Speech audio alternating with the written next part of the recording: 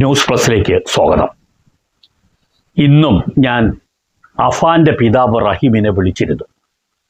കുറച്ച് സമയങ്ങൾക്ക് മുമ്പാണ് അദ്ദേഹത്തിന് ഞാൻ ഫോണിൽ വിളിച്ചത്. സംസാരിച്ചു. കാരണം ഏറ്റവും ഒടുവിൽ നേരിൽ കാണുമ്പോൾ റഹീമിനോട് ഞാൻ നിങ്ങളെല്ലാം അയച്ച കമൻറ്റുകൾ ശ്രദ്ധയിൽപ്പെടുത്തി. അദ്ദേഹത്തിനോട് എത്രയൊക്കെ അപരാധം സ്വന്തം മകൻ ചെയ്താലും ഒരു പിതാവ് എന്നുള്ള നിലയിൽ ഇപ്പോഴത്തെ സാഹചര്യത്തിൽ മകനെ പോയി കാണണം എന്ന് ശരിക്കു പറഞ്ഞാൽ ഞാൻ അപേക്ഷിക്കുകയാണ് ചെയ്തത്. അദ്ദേഹത്തിൻ്റെ ഒരു ബന്ധുവിൻ്റെ ഷോപ്പിൽ ഇപ്പോൾ ഒരു സെയിൽസ്മാനായി ജോലി ചെയ്യുകയാണ് റഹീം. ജീവിതത്തിൽ ഇനി മുന്നോട്ട് പോകണം എങ്കിൽ മറ്റാരുടെയെങ്കിലും സഹായം എപ്പോഴും ആവശ്യപ്പെട്ടുകൊണ്ടുള്ളതാവരുത് എന്ന് കരുതിയിട്ടാണ് ആ പാവം ഒരു ജോലിക്ക് കയറിയത്. ചെറിയ ശമ്പളമുള്ള ഒരു ഷോപ്പിലാണ്. അവിടെ വെച്ചാണ് ഞാൻ അദ്ദേഹത്തിനെ കാണുന്നത്. ചിതറ എന്ന് പറയുന്ന വെഞ്ഞാറമൂടിൽ നിന്നും ഏകദേശം ഒരു 28-30 കിലോമീറ്റർ അപ്പുറമുള്ള ഒരു സ്ഥലമാണ്. ഏകദേശം ഈ ദൂരമാണ് ഞാൻ പറയുന്നത്. റഹീമിന് അന്ന് ശരിക്കും ഞാൻ പറഞ്ഞ കാര്യങ്ങളും ഞാൻ ശ്രദ്ധയിൽപ്പെടുത്തിയ നിങ്ങളുടെ കമൻറ്റുകളും ഒക്കെ കേട്ടിട്ടും കൃത്യമായ ഒരു തീരുമാനം പറയാൻ കഴിയുമായിരുന്നില്ല. റഹീം സാധാരണ നിലയിൽ ഇപ്പോഴത്തെ ഒരു സാഹചര്യത്തിൽ പെട്ടെന്ന് അലിഞ്ഞു പോകുന്ന ഒരു മനസ്സ് റഹീമിന് ഇപ്പോഴും വന്നിട്ടില്ലെന്ന് ഞാൻ മനസ്സിലാക്കുന്നു.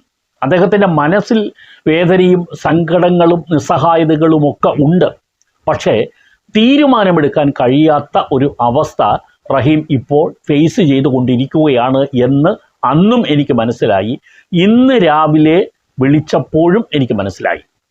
അദ്ദേഹത്തിൻ്റെ വാക്കുകളിൽ പറഞ്ഞാൽ, ഇപ്പോഴും എനിക്ക് എന്ത് ചെയ്യണമെന്ന് അറിയില്ല, ഞാൻ എടുത്ത് കഴിഞ്ഞാൽ അറിയിക്കാം സാർ എന്നാണ് എൻ്റെ അടുക്കൽ ഇന്ന് രാവിലെയും പറഞ്ഞത്. ഞാൻ റഹീമിനെ ഫോളോ ചെയ്യുന്നത് എന്താണെന്ന് വെച്ചാൽ, ഈ ചാനലിലെ എപ്പിസോഡുകൾക്ക് താഴെ വന്ന് നിറയുന്ന പ്രാർത്ഥനകളും സങ്കടങ്ങളും ഒക്കെ അലോസരപ്പെടുത്തുന്ന ഒരു മനസ്സാണ് എൻ്റേതും.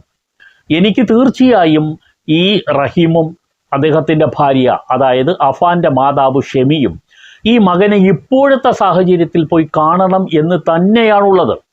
കാരണം റഹീം പറയുന്നത് ബന്ധുക്കളെല്ലാം കൈയൊഴിഞ്ഞു കളയും, അല്ലെങ്കിൽ ഈ പൊതുജനങ്ങൾ ആക്ഷേപിക്കും, പള്ളിക്കാരെല്ലാം തന്നോട് വിമർശിക്കും. ഇതെല്ലാമാണ് റഹീമിനെ പിന്തിരിപ്പിക്കുന്നതെന്ന് എനിക്ക് തോന്നുന്നു. പക്ഷെ ഒന്നറിയേണ്ട ഒരു കാര്യമുണ്ട്. ഏത് വ്യക്തി ആയാലും അയാൾ കുറ്റാരോപിതൻ എന്നുള്ള നിലയിൽ, ഇല്ലെങ്കിൽ അദ്ദേഹത്തിന് ഇപ്പോൾ ഒരു ജയിലിലെ അന്തേവാസി എന്നുള്ള നിലയിൽ ബന്ധുക്കൾ ആരും തന്നെ പൂർണ്ണമായും കൈയൊഴിഞ്ഞ ചരിത്രമൊന്നും ഇല്ല. അത് തീർച്ചയായും ബന്ധുക്കൾക്ക് പോയി കാണാം. അയാളെ രക്ഷപ്പെടുത്തണോ വേണ്ടയോ എന്നുള്ളതല്ല കാര്യം. പക്ഷേ ഈ നിരന്തരമായി സ്വന്തം ജീവൻ പോലും ഇല്ലാതാക്കാൻ ആ 23-കാരൻ ശ്രമിച്ചുകൊണ്ടിരിക്കുകയാണ് അഫാൻ. ഇപ്പോൾ മരണത്തിൻ്റെ വായിൽ നിന്ന് തിരിച്ചു വന്ന ഒരു കുട്ടിയാണ്. അപ്പോൾ അയാൾ ചെയ്ത പാതകങ്ങളൊക്കെ പാതകങ്ങളല്ല എന്ന് പറയുന്നില്ല. അന്നത്തെ സാഹചര്യങ്ങൾ അത്രത്തോളം ആ യുവാവിനെ വിമിഷ്ടപ്പെടുത്തി എന്നുള്ളതാണ് എനിക്ക് മനസ്സിലാക്കാൻ കഴിഞ്ഞ ഒരു കാര്യം. അത് ഞാൻ പലവട്ടം പല എപ്പിസോഡിലും പറഞ്ഞിട്ടുള്ളതാണ്. സാഹചര്യങ്ങളുടെ സമ്മർദ്ദം കൊണ്ട് ഒരു വ്യക്തി ചെയ്തു പോയ അപരാധങ്ങളാണതെല്ലാം. ചെയ്യേണ്ടിയിരുന്നോ എന്ന് ചോദിച്ചാൽ ഒരിക്കലുമില്ല എന്ന മറുപടിയും നമ്മൾ അതിനോട് ചേർത്ത് പറയും. പക്ഷേ അന്നുണ്ടായ സമ്മർദ്ദങ്ങളും അന്നുണ്ടായ സാഹചര്യങ്ങളും ഒക്കെ റഹീം ഈ നാട്ടിൽ ഉള്ളതുകൊണ്ട് മനസ്സിലാക്കാൻ കഴിഞ്ഞില്ല. റഹീം വിദേശത്താണല്ലോ.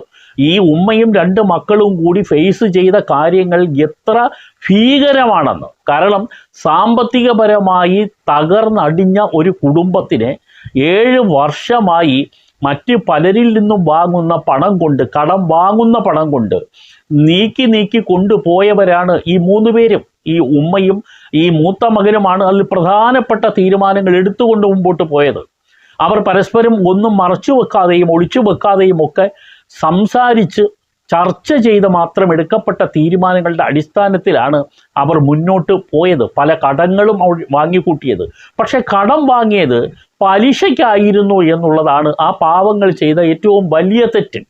അല്ലെങ്കിൽ ആരും പൈസ കൊടുക്കൂല. ബന്ധുക്കൾ പോലും നിങ്ങൾ മനസ്സിലാക്കണം, ബന്ധുക്കൾ ഈ കാര്യത്തിൽ വെഞ്ഞാറമൂട് സംഭവത്തിൽ ഈ ബന്ധുക്കൾ എന്ന് പറയുന്നവർ ഈ 7 വർഷമായി ഈ സൗദി അറേബ്യയിലെ ജയിലിൽ നല്ലൊരു കാലം ചെലവിടേണ്ടി വന്ന ഒരു മനുഷ്യൻ, അവിടെ ജോലി നഷ്ടപ്പെട്ടു, അയാളുടെ അവിടുത്തെ ബിസിനസ് തകർന്നു, വീട്ടിലേക്ക് അയക്കാൻ പണമില്ലാതെ ബുദ്ധിമുട്ടി. അങ്ങനെയുള്ളൊരു സാഹചര്യത്തിൽ ഈ ക്യാൻസർ രോഗിയായ ഒരു ഉമ്മയെയും 2 കുട്ടികളെയും കടത്തിനു വേണ്ടി സമീപിക്കുമ്പോൾ അവർക്ക് കടം കൊടുത്തത് പലിശ സഹിതമാണ്. അതും കൂടി ആലോചിക്കുമ്പോൾ ഈ ബന്ധുക്കളൊക്കെ തന്നെ എന്തൊക്കെയാണ് ചെയ്തു കൂട്ടിയതെന്ന് നിങ്ങൾക്ക് മനസ്സിലാക്കുക.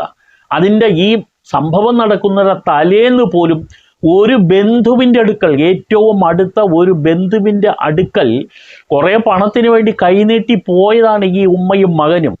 അവർ കൊടുത്തില്ല, പരിഹസിച്ച് തിരിച്ചു വിട്ടു. കാരണം മുമ്പ് കൊടുത്തപ്പോഴൊക്കെ സമയത്തിന് തിരിച്ചു കൊടുത്തില്ല എന്ന ആക്ഷേപം പറഞ്ഞുകൊണ്ടും ഇനി തരാൻ പറ്റില്ല എന്നും ഈ അവിടെ ഉള്ള ഒരു മുതിർന്ന സ്ത്രീ അവരുടെ ചെറുപ്പക്കാരിയായ മരുമകളെയും അടുത്ത് നിർത്തിയിട്ടാണ് ഈ ഉമ്മയെയും മകനെയും ഇൻസൾട്ട് ചെയ്തത്. തകർന്നു പോവില്ലേ ആരും? ഏതൊരു ചെറുപ്പക്കാരനും തകർന്നു പോകും. അങ്ങനെ തകർന്ന ഹൃദയത്തോടു കൂടിയാണ് ഈ ഉമ്മയും മകനും അവിടെ നിന്നും മടങ്ങി വന്നത്. അന്ന് ഫർസാന കൊടുത്തു എന്ന് പറയപ്പെടുന്ന 100 രൂപയുടെ ബാക്കി കൊണ്ടാണ് ഇവർ 2 പേരെയും ദോശയും ചായയും വാങ്ങിച്ച് കുടിച്ചിട്ട് തിരിച്ച് വീട്ടിലേക്ക് വന്നത്. അന്ന് ഈ സംഭവം നടക്കുന്ന ദിവസം പോലും 100 രൂപ പോലും ആ വീട്ടിലില്ല. ഒരു കാശില്ലാതെ പകച്ചു നിൽക്കുന്ന ആ കുടുംബത്തിന് അന്ന് ഫേസ് ചെയ്യേണ്ടത് 4 കടക്കാരെയാണ്. ആ വീട്ടിൻ്റെ മുറ്റത്ത് അന്ന് വരുമെന്ന് ഭീഷണിപ്പെടുത്തിയതിൽ ബന്ധുക്കളുമുണ്ട്. ഈ ബന്ധുക്കൾ വരെ അന്ന് വന്ന് ചോദിക്കും, ഞാൻ പണം ചോദിക്കും, പണം ചോദിച്ച് തന്നില്ലെങ്കിൽ ഞങ്ങൾ അവിടെ പ്രശ്നമുണ്ടാക്കും എന്ന് ഭീഷണിപ്പെടുത്തി.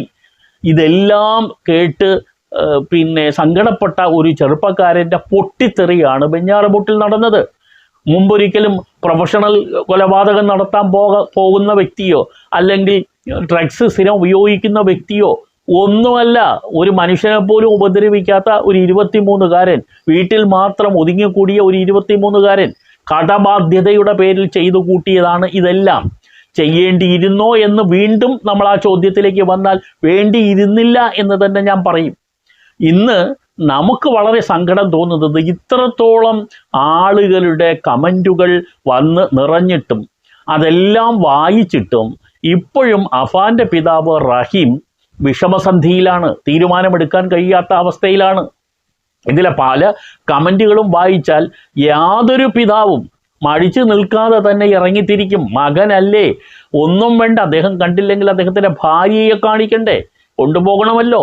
പക്ഷേ ഇത്രത്തോളം വിമിഷ്ടപ്പെട്ട് നിന്ന്, ഭയപ്പെട്ട് നിന്ന്, തീരുമാനമെടുക്കാതെ നിന്നാൽ യഥാർത്ഥത്തിൽ ചെയ്യുന്നത്, റഹീമും ഇപ്പോൾ ചെയ്യുന്നത് ഒരു അപരാധമല്ലേ എന്നാരെങ്കിലും ചോദിച്ചു പോയാൽ യാതൊരു സംശയവുമില്ല, അതിന് യെസ് എന്ന് തന്നെ പറയേണ്ടി വരുന്നു. റഹീം പോകണം. അദ്ദേഹം കൊണ്ടുപോകുന്നത് അദ്ദേഹത്തിൻ്റെ ഭാര്യയെ മാത്രമല്ല, ഈ അഫാൻ എന്ന് പറയുന്ന ചെറുപ്പക്കാരനെ നൊന്തു പെറ്റ ഒരു ഉമ്മയെ കൂടിയാണ്. ഒരു ഉമ്മയ്ക്ക് മകനെ കാണേണ്ട സമയം ഇതാണ്.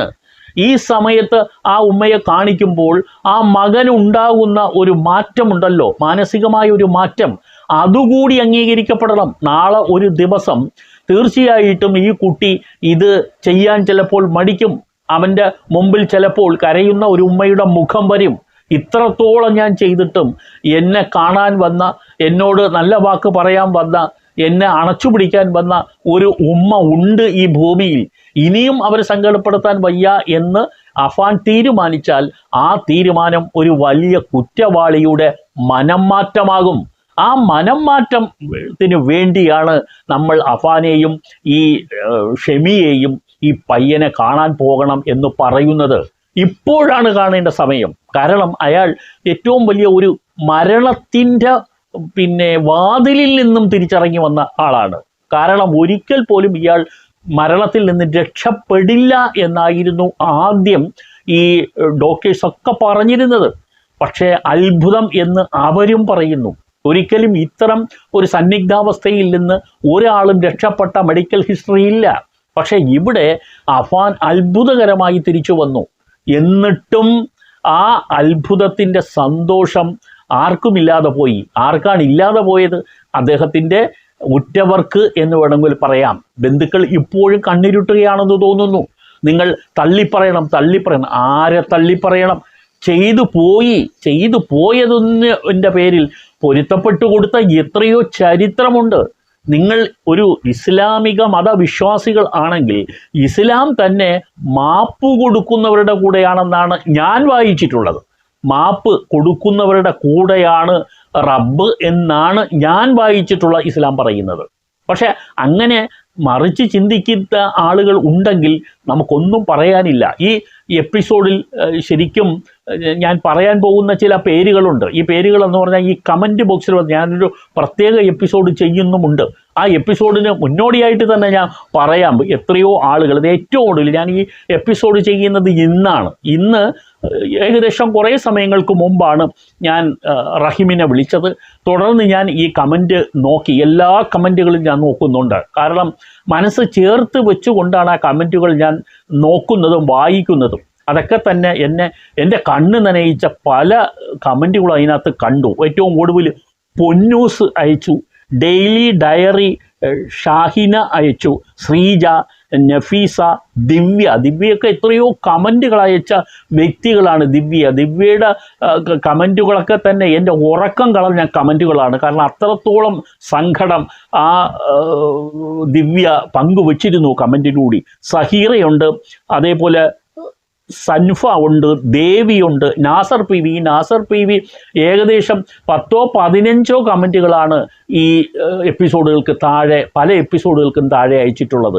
നാസർ എത്രയോ വട്ടം എന്നോട് ചോദിച്ചു, എനിക്ക് അഫാനെ ഒന്ന് കാണാൻ കഴിയുമോ, ഞാനൊന്ന് പോകട്ടെ, എനിക്ക് എങ്ങനെ പോകാൻ കഴിയും, എനിക്കൊന്ന് കണ്ടേ പറ്റൂ എന്നൊക്കെ പറഞ്ഞ് നാസർ പറയുന്നുണ്ട്. അതേപോലെ ദേവിയും അങ്ങനെ കമൻറ്റ് ചെയ്തിട്ടുണ്ട്, ദിവ്യയും അങ്ങനെ തന്നെയാണ്.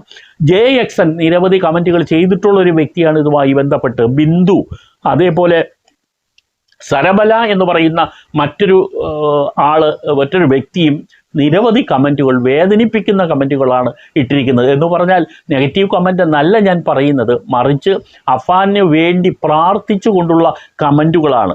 ഗീതയും അതുപോലെ തന്നെ നിരവധി. ഇത് വളരെ ചുരുക്കം ചില ആളുകളുടെ പേരെ ഞാൻ പറഞ്ഞിട്ടുള്ളൂ. മറ്റ് ചില കമൻറ്റുകൾ ഞാൻ വായിച്ച് മറ്റൊരു എപ്പിസോഡിൽ അവതരിപ്പിക്കാൻ വേണ്ടി മാറ്റിവെച്ചിട്ടുണ്ട്. കാരണം മനുഷ്യ നന്മ ഉള്ളവരുടെയൊക്കെ കമൻറ്റുകളായാലും അവരുടെ വാക്കുകളായാലും പ്രതികരണങ്ങളായാലും അത് പങ്കുവച്ചില്ലെങ്കിൽ നമ്മളൊന്നും മനുഷ്യരല്ല.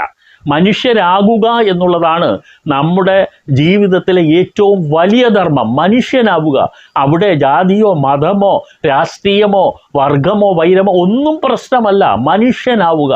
ഒരു 23-കാരൻ മരണത്തോട് മല്ലിട്ട് ആശുപത്രിയിൽ കിടന്നപ്പോൾ അയാൾ ചെയ്തു പോയ കുറ്റങ്ങളെല്ലാം പുറത്തു കൊടുക്കാൻ വേണ്ടി ഈ സിസ്റ്റാവിനോട് മാപ്പ് ചോദിക്കുന്ന, ദൈവത്തിനോട് മാപ്പ് ചോദിക്കുന്ന ആളുകൾ ഈ സമൂഹത്തിലുണ്ട്. അത് മറ്റുള്ളവർ അറിയണം. അതിനുവേണ്ടി തന്നെ ഞാൻ ഒരു പ്രത്യേക എപ്പിസോഡിൽ ചെയ്യുന്നുണ്ട്. ഇന്ന് ഞാൻ നിങ്ങളോട് പറയുന്നത്, അഫാൻ്റെ പിതാവ് റഹീം ഇപ്പോഴും മകനെ കാണാനായി പോകാനോ ഭാര്യയും ഒരുമിച്ച് പോകാനോ തീരുമാനമെടുത്തിട്ടില്ല. അദ്ദേഹം പറയുന്നത്, ഞാൻ ആലോചിക്കുന്നുണ്ട് സാർ, എന്തെങ്കിലും തീരുമാനമായാൽ അറിയിക്കാം എന്നുള്ളതാണ്. നമുക്ക് കാത്തിരിക്കാനേ കഴിയൂ. ഞാൻ ഇന്ന് തമ്മിൽ സംസാരിച്ചപ്പോൾ ഞാൻ റഹീമിനോട് പറഞ്ഞു, റഹീം നിങ്ങൾ പോകണം, ഈ കമൻ്റ് ഇട്ടതെല്ലാം നിങ്ങൾ വായിച്ചു നോക്കൂ, നിങ്ങൾക്ക് പോകാൻ മനസ്സ് വരും. അവർക്ക് വേണ്ടി കൂടിയാണ് ഞാൻ പറയുന്നത്. നിങ്ങൾ വൈകാതെ തീരുമാനമെടുക്കണം എന്ന് ഞാൻ റിക്വസ്റ്റ് ചെയ്യുകയാണ് ചെയ്തത്. അങ്ങനെയാണ് ആ ഫോൺ സംഭാഷണം ഞങ്ങൾ അവസാനിപ്പിച്ചത്. എന്തായാലും നമുക്ക് കാത്തിരിക്കാനേ കഴിയൂ, പ്രാർത്ഥിക്കാനേ കഴിയൂ. നമ്മുടെ പ്രാർത്ഥനകൾ തീർച്ചയായും അഫാന് ഒരു ഗുണകരമാകുമെങ്കിൽ അങ്ങനെ ആയിക്കോട്ടെ. അവൻ്റെ മനസ്സ് മാറുന്നെങ്കിൽ അങ്ങനെ മാറിക്കോട്ടെ. അവൻ ചെയ്ത കുറ്റത്തിനെ സാധൂകരിക്കുകയല്ല, ആ കുറ്റത്തിന് നിയമപരമായ എന്താണോ വരുന്നത് അത് സംഭവിച്ചേക്കാം, അത് സംഭവിച്ചോട്ടെ. പക്ഷേ അവൻ ഈ തരത്തിലുള്ള ഒരു സ്വയം ആത്മഹത്യ ചെയ്യുന്ന ഒരു അവസ്ഥയിലേക്ക് പോകരുതായിരുന്നു, ഇനിയും പോകരുത്. അതിനു വേണ്ടിയാണ് നമ്മുടെയൊക്കെ പ്രാർത്ഥന.